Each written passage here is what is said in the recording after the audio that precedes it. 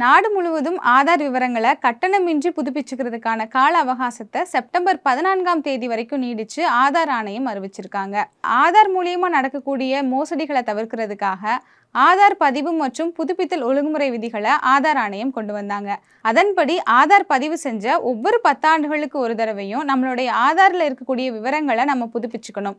அதாவது இப்போ இருக்கக்கூடிய அந்த 10 ஆண்டுகளுக்கு பிறகு இருக்கக்கூடிய புகைப்படங்கள், தொலைபேசி எண்கள், நம்ம எந்த முகவரியில் இப்போ இருக்கோம் அப்படிங்கிற எல்லா விவரங்களையும் 10 ஆண்டுகளுக்கு ஒரு முறை புதுப்பிச்சுக்கணும். அப்படி இந்த வருடத்திற்கான கால அவகாசம் ஜூன் வரைக்கும் கொடுக்கப்பட்டிருந்தது. அதை இப்போ நீடிச்சு செப்டம்பர் 14 வரைக்கும் மாற்றியிருக்காங்க. ஆதார் விவரங்களை புதுப்பிக்கிறதுக்கு உங்கள் ஓட்டுநர் உரிமம், குடும்ப அட்டை, பான் கார்டு அல்லது வங்கியினுடைய பாஸ்புக் இதில் ஏதாவது ஒரு ஆவணத்தை எடுத்துக்கிட்டு அருகில் இருக்கக்கூடிய ஆதார் சேவை மையத்தை அணுகலாம். அப்படி இல்லை அப்படின்னா ஆதாரினுடைய அஃபிஷியல் வெப்சைட்டில் கூட நீங்கள் போய் பதிவு செஞ்சுக்கலாம். ஆதாரோட அஃபிஷியல் வெப்சைட்குள்ளே போனீங்கன்னா டாக்குமெண்ட் அப்டேட்ஸ் அப்படின்னு ஒரு ஆப்ஷன் காட்டும். அந்த ஆப்ஷனுக்குள்ளே போனீங்கன்னா கிளிக் டு சப்மிட் அப்படின்னு ஒரு ஆப்ஷன் காட்டும். அதுக்குள்ளே போய் உங்கள் ஆதாரினுடைய நம்பரையும் அதில் கேட்குற அந்த கேப்சாவையும் ஃபில் பண்ணிங்கன்னா நீங்கள் ஏற்கனவே பதிவு செஞ்சுருக்கக்கூடிய தொலைபேசி எண்ணுக்கு ஒரு ஓடிபி வரும். அதை கொடுத்து உங்கள் விவரங்கள் எல்லாத்தையும் நீங்கள் புதுப்பிச்சுக்கலாம்.